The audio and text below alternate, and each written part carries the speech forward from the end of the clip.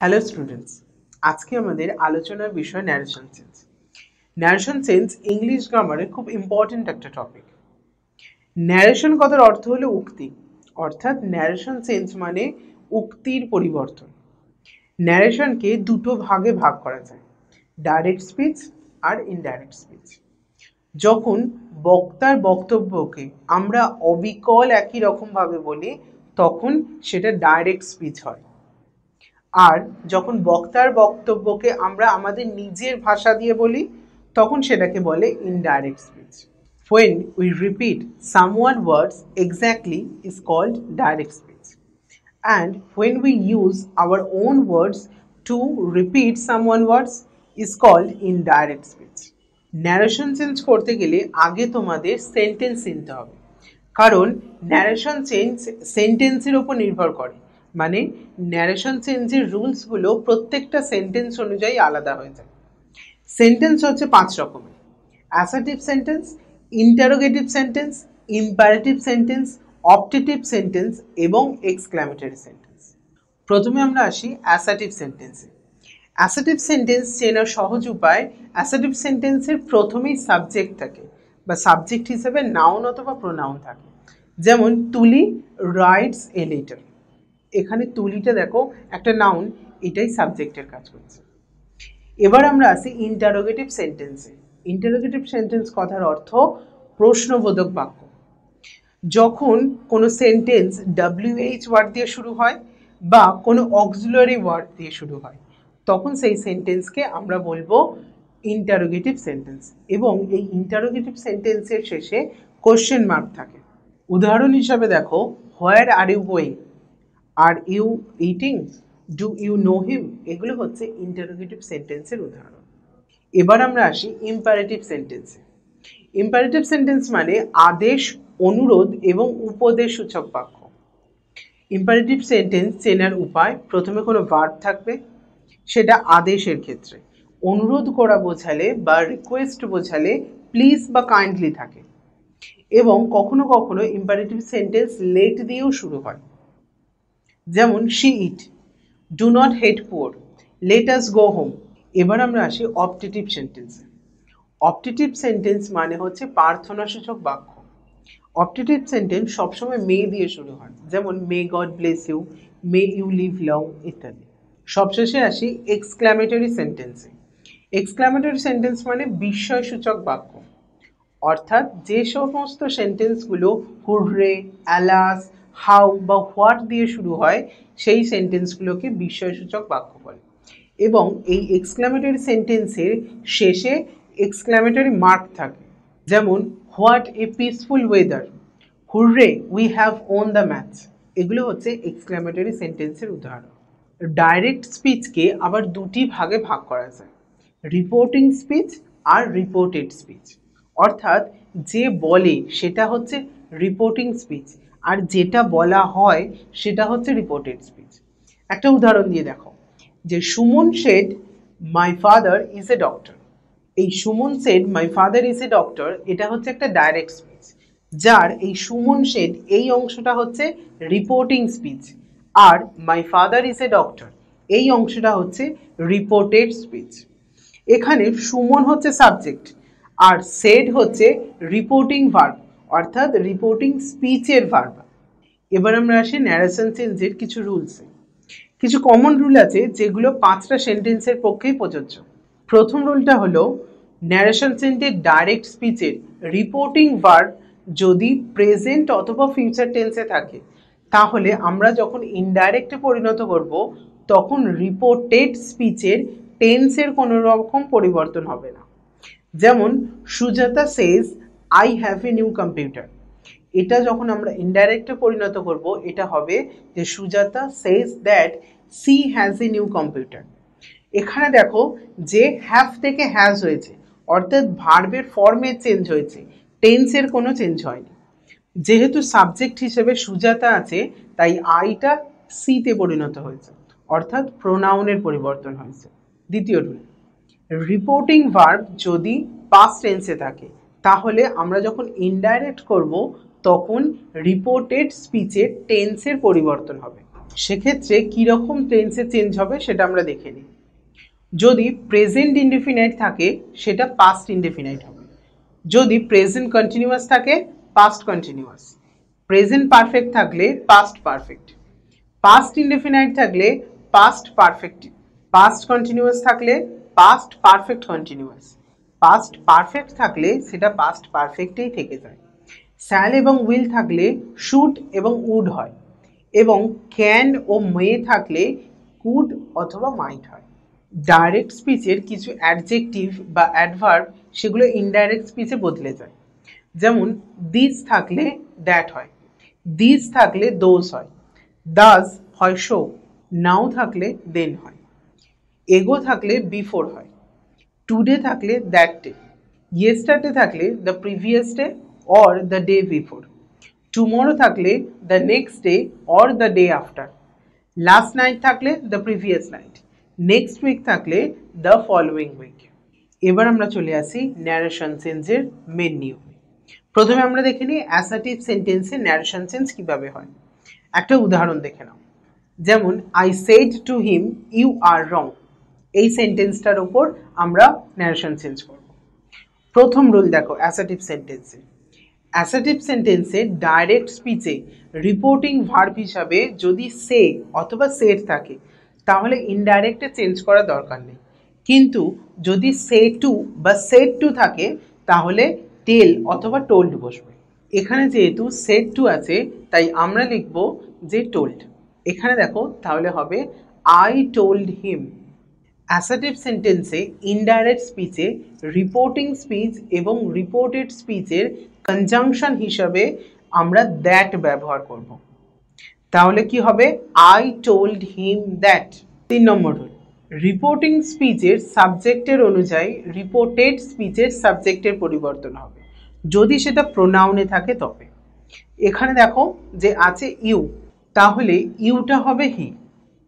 এবার লক্ষ্য করো যে বাইরে রিপোর্টিং ভার্ব হিসাবে সেড আছে অর্থাৎ পাস্ট টেন্স, আর এটা আছে প্রেজেন্ট ইনডেফিনাইট টেন্সে, তাহলে রুলস অনুযায়ী এটা পাস্ট ইনডেফিনাইট হয়ে যাবে, তাই এখানে হি এর পর ওয়াজ বসবে, তারপর অবজেক্টটা যেমন বসে তেমন বসে যাবে। তাহলে সেন্টেন্সটা কি হলো, I told him that he was wrong. Assertive সেন্টেন্সে ডাইরেক্ট স্পিচে যদি রিপোর্টেড স্পিচ কোনো ইউনিভার্সাল ট্রুথ বা চিরন্তন সত্য কিংবা কোনো হ্যাবিচুয়াল ট্রুথ বা অভ্যাসগত সত্য থাকে তাহলে যখন আমরা ইনডাইরেক্টে পরিণত করব তখন রিপোর্টেড স্পিচের টেন্সের কোনো পরিবর্তন হবে না। প্রোনাউনের পরিবর্তন হতে পারে কিন্তু টেন্সের কোনোরূপ পরিবর্তন হবে না। যেমন father said oil floats on water, বাবা বলেছেন যে তেল জলের উপরে ভাসে, এটা একটা চিরন্তন সত্য, তাহলে এটা যখন আমরা ইনডাইরেক্ট স্পিচে বলবো তাহলে হবে father said that oil floats on water, এখানে টেন্সের কোনো চেঞ্জ হবে না। আর একটা দেখো, Tuli said my grandmother reads Gita everyday, এটা দেখো যে তুলি বলেছে যে আমার ঠাকুমা প্রতিদিন গীতা পড়ে, এটা একটা অভ্যাসগত সত্য, তাই এটা যখন আমরা ইনডাইরেক্ট স্পিচে পরিণত করব এর টেন্সের কোনো চেঞ্জ হবে না। দেখো কি হয়, Tuli said that her grandmother reads Gita everyday, এখানে দেখো মাই থেকে চেঞ্জ হয়ে হার হয়েছে অর্থাৎ প্রোনাউনের পরিবর্তন হয়েছে কিন্তু টেন্সের কোনোরূপ পরিবর্তন হয়নি। এবার আমরা আসি ইন্টারোগেটিভ সেন্টেন্সে। ইন্টারোগেটিভ সেন্টেন্সকে আবার দুটো ভাগে ভাগ করা যায়, একটা WH কোশ্চেন আর একটা ইয়েস নো কোশ্চেন। WH কোশ্চেনগুলো সাধারণত কোনো WH ওয়ার্ড দিয়ে শুরু হয়, আর ইয়েস নো কোশ্চেনগুলো শুরু হয় কোনো হেল্পিং ভার্ব দিয়ে। এখানে দেখো দুটো সেন্টেন্স আছে। প্রথম সেন্টেন্সটা হচ্ছে he said to me where do you live, এবং দ্বিতীয় সেন্টেন্সটি আছে I said to him did you go there. আমরা এবার রুলস অনুযায়ী এই সেন্টেন্সটাকে ইনডাইরেক্ট স্পিচে পরিণত করব স্টেপ ওয়াইজ। প্রথম রুলটা হচ্ছে ইন্টারোগেটিভ সেন্টেন্সকে আমরা যখন ইনডাইরেক্টে পরিণত করব তখন রিপোর্টিং ভার্ব হিসাবে আস্ক অথবা এনকোয়ার অফ বসে। এনকোয়ার অফ বসে শুধুমাত্র সাবজেক্ট যদি পুলিশম্যান অথবা লয়ার থাকে, আর বেশিরভাগ ক্ষেত্রেই বসে আস্ক, তাহলে এখানে দুটো সেন্টেন্সেই রিপোর্টিং ভার্ব হিসাবে আস্ক বসবে। তাহলে প্রথম সেন্টেন্সটা হবে হি আস্কড মি এবং সেকেন্ড সেন্টেন্সটা হবে I asked him. Reported speech যদি WH ওয়ার্ড দিয়ে শুরু হয় তাহলে ওই WH ওয়ার্ডটি কনজাংশন বা লিঙ্কার হিসাবে বসবে। আর যদি রিপোর্টেড স্পিচ কোনো হেল্পিং ভার্ব দ্বারা শুরু হয় তাহলে কনজাংশন বা লিঙ্কার হিসাবে ইফ বা ওয়েদার বসে। তাহলে প্রথম সেন্টেন্সের ক্ষেত্রে হোয়ার আছে, হোয়ারটা বসবে, এবং নেক্সট সেন্টেন্সের ক্ষেত্রে ইফ ব্যবহার করব। ইন্টারোগেটিভ সেন্টেন্সে আমরা যখন ইনডাইরেক্ট পরিণত করব তখন রিপোর্টেড স্পিচকে স্টেটমেন্টে পরিণত করতে হয়, মানে অ্যাসার্টিভ সেন্টেন্সে পরিণত করতে হয়। তাহলে প্রথম সেন্টেন্সের ক্ষেত্রে আমরা প্রথমে সাবজেক্টটা ব্যবহার করব। তাহলে প্রথম সেন্টেন্সের ক্ষেত্রে সাবজেক্ট হিসেবে বসবে আই, কারণ প্রশ্নটা আমাকে করা হয়েছে, এবং তারপর লিভ এর পাস্ট ফর্মটা বসবে, যেহেতু বাইরে পাস্ট টেন্স আছে তাই লিভড বসবে। তাহলে সেন্টেন্সটা হবে he asked me where I lived. Second সেন্টেন্সে সাবজেক্ট হিসাবে হি বসবে, এবং যেহেতু রিপোর্টিং স্পিচ এবং রিপোর্টেড স্পিচ দুটোই পাস্ট টেন্সে আছে, আমরা যখন ইনডাইরেক্ট পরিণত করব তখন সেটা পাস্ট পারফেক্ট টেন্সে হয়ে যাবে। তাহলে হবে হি হ্যাড গান, অর্থাৎ গো এর পাস্ট পার্টিসিপেল ফর্ম হয়ে যাবে, এবং যেহেতু ওখানে দেয়ার আছে তাই এখানে দেয়ার বসবে। ইন্টারোগেটিভ সেন্টেন্সের আমরা যখন ইনডাইরেক্ট স্পিচে পরিণত করব সেক্ষেত্রে শেষে কোনো কোশ্চেন মার্ক বসবে না, ফুল স্টপ বসবে। কয়েকটি উদাহরণ দেখে নাও। যেমন the policeman said to me do you know him. এটা যখন আমরা ইনডাইরেক্ট স্পিচে পরিণত করব এটা হবে the policeman enquired of me. যেহেতু সাবজেক্ট হিসেবে পুলিশম্যান আছে তাই আমরা এনকোয়ার্ড অফ করব, এবং তারপর আমরা ইফ বসাবো, কারণ এটা হেল্পিং ভার্ব দিয়ে শুরু হচ্ছে। তাহলে হবে the policeman enquired of me if I knew হিম। দেখো এখানে যেহেতু কোশ্চেনটা আমাকে করা হয়েছে তাই প্রোনাউন হিসাবে আই বসবে, এবং যেহেতু বাইরে আমরা রিপোর্টিং ভার্ব হিসাবে পাস্ট টেন্স আছে তাই এখানেও পাস্ট টেন্স হয়ে যাবে। আরেকটা উদাহরণ দেখো, father said to me what are you doing. এটা যদি আমরা ইনডাইরেক্টে পরিণত করবি সেটা হবে যে father asked me what I was doing. এবার আমরা চলে আসি ইম্পারেটিভ সেন্টেন্স। ইম্পারেটিভ সেন্টেন্স বলতে বোঝায় আদেশ, অনুরোধ বা উপদেশসূচক বাক্য। যেমন কয়েকটা উদাহরণ দেখে নাও। টিচার সেড বি কোয়াইট, এটা আদেশসূচক। আবার father said to me do not tell a lie, এটা কি উপদেশ করা বোঝাচ্ছে। এবং 3 নম্বরটা দেখো যে I said to my friend please wait until I come. Imperative সেন্টেন্সে রিপোর্টেড স্পিচ অনুযায়ী রিপোর্টিং ভার্ব চেঞ্জ হয়ে অর্ডার, অ্যাডভাইস বা রিকোয়েস্ট হয়ে যায়। তাহলে প্রথম সেন্টেন্সের ক্ষেত্রে আমরা অর্ডার বসাবো, সেকেন্ড সেন্টেন্সের ক্ষেত্রে অ্যাডভাইস, এবং তৃতীয় সেন্টেন্সের ক্ষেত্রে আমরা রিকোয়েস্ট ব্যবহার করব। ইম্পারেটিভ সেন্টেন্সে কনজাংশন হিসাবে টু ব্যবহার করা হয়, এবং যদি রিপোর্টেড স্পিচ নেগেটিভ সেন্টেন্সে থাকে তাহলে নট টু ব্যবহার করা হয়। তাহলে ফার্স্ট সেন্টেন্সটা হবে টিচার অর্ডার টু, সেকেন্ড সেন্টেন্সটা হবে father advised me not to, এবং থার্ড সেন্টেন্সটা হবে I requested my friend to. Interrogative সেন্টেন্সে আমরা যখন ইনডাইরেক্ট স্পিচে চেঞ্জ করব তখন টেন্সের কোনো চেঞ্জ হয় না, মানে রিপোর্টেড স্পিচে টেন্সের কোনো রকম চেঞ্জ হয় না। তাহলে প্রথম সেন্টেন্সটা হবে teacher order to be quiet, next সেন্টেন্সটা হবে father advised me not to tell a lie, এবং থার্ড সেন্টেন্সটা হবে I requested my friend to wait until I come. এবার আমরা আসি ইন্টারোগেটিভ সেন্টেন্স যেগুলি লেট দিয়ে শুরু হয়। এই ধরনের সেন্টেন্সকে আবার দুটো ভাগে ভাগ করা যায়, একটা প্রপোজাল আর একটা প্রেয়ার, অর্থাৎ প্রস্তাব বোঝানো আর একটা প্রার্থনা। সাধারণত লেট মি দিয়ে যে সমস্ত রিপোর্টেড স্পিচগুলো শুরু হয় সেগুলো প্রেয়ার বলে, আর যেগুলো লেটের পর অন্য কোনো প্রোনাউন যেমন লেট আস, লেট হিম এগুলো দিয়ে শুরু হয় সেগুলো সাধারণত প্রপোজালের মধ্যে পড়ে। দুটো উদাহরণ দেখো, he said let us go for a walk, এবং she said let me come in. Reported speech যদি প্রপোজাল বোঝায় তাহলে রিপোর্টিং ভার্ব হিসাবে প্রপোজ অথবা সাজেস্টেড হয়, এবং লেটটা তখন শুডে পরিণত হয়। আর রিপোর্টেড স্পিচ যদি প্রেয়ার বোঝায় তাহলে রিকোয়েস্ট অথবা উইশ বসে, এবং লেটটা তখন মাইটে পরিণত হয়। এক্ষেত্রে কনজাংশন হিসেবে দ্যাট ব্যবহৃত হয়।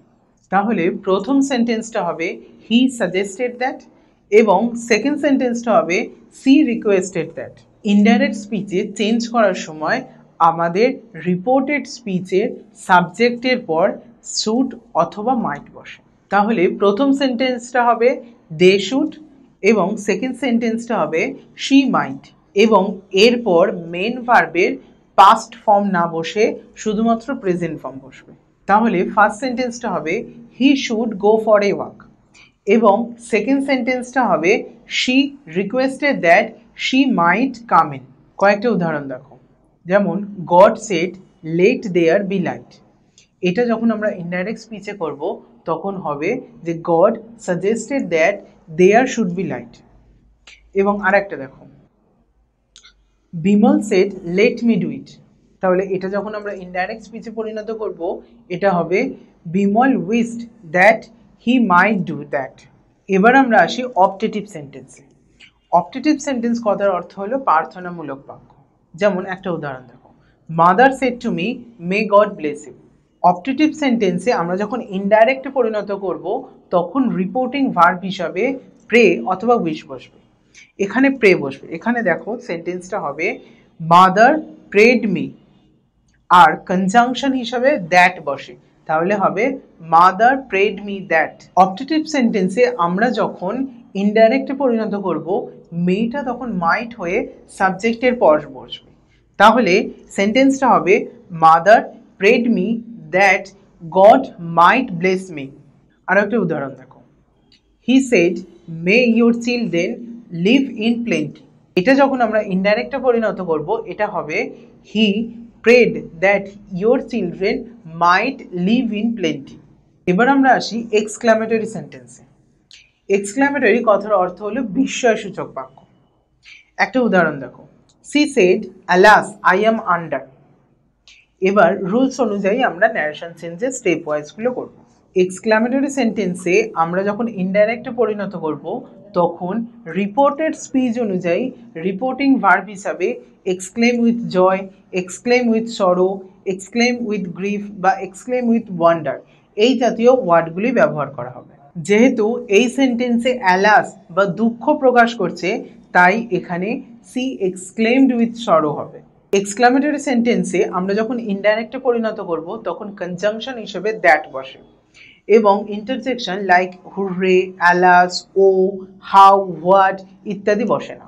এক্সক্লামেটরি সেন্টেন্সে ইনডাইরেক্ট স্পিচে পরিণত করার সময় হাউ বা হোয়াট এই জাতীয় ওয়ার্ডগুলো চেঞ্জ হয়ে ভেরি, গ্রেট বা ভেরি মাচ এই জাতীয় পদে পরিণত হয়। এই ধরনের সেন্টেন্সে আমরা যখন ইনডাইরেক্টে পরিণত করব রিপোর্টেড স্পিচ অনুযায়ী কনফেস, চিয়ার বা ল্যামেন্ট এই ধরনের রিপোর্টিং ভার্বও ব্যবহার করা হবে। তাহলে এখানে ইনডাইরেক্ট স্পিচটা হবে she exclaimed with sorrow that she was under. আরও কয়েকটা উদাহরণ দেখো, যেমন the student said hurray our team has won the match. এটা যখন আমরা ইনডাইরেক্ট করব সেটা হবে the students exclaimed with joy that their team had won the match. পরেরটা দেখো, looking at Taj Mahal a tourist said what a beautiful creation. এটা যখন আমরা ইনডাইরেক্ট স্পিচে চেঞ্জ করব তখন হবে looking at Taj Mahal a tourist exclaimed with wonder that it was a very beautiful creation. আজকে তাহলে তোমরা ন্যারেশন চেঞ্জ সম্পর্কে বিশদে জানলে। পরের ভিডিওগুলোর জন্য তোমরা চোখ রেখো বঙ্গ শিক্ষা অ্যাপে।